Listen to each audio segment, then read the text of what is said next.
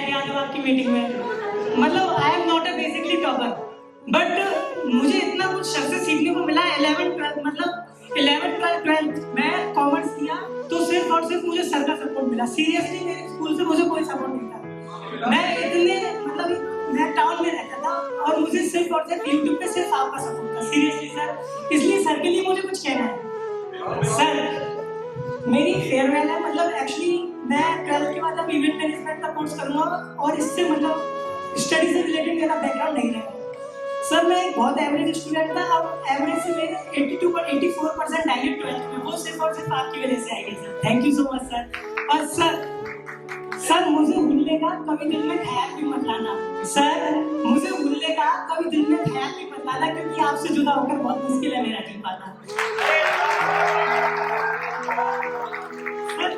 इस दुनिया में एक आप ही तो मेरे जीने का सहारा, मैं तो दरिया में बहती किससे हूँ, आप ही तो मेरा किनारा।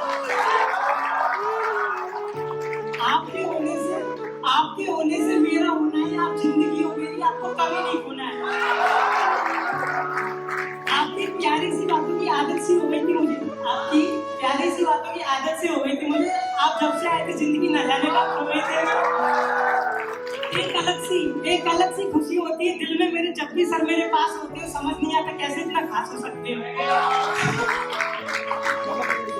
आपसे पढ़ता हूँ, आपसे लिखता हूँ, आपसे सब कुछ। ऊपर एक बात बताऊँ, आपको खोने से बहुत डरता हूँ। और मेरी बात हो गई है सर, अब शायद ही हम कब मिलता है पता नहीं sir. Thank you so much sir, seriously very thank you.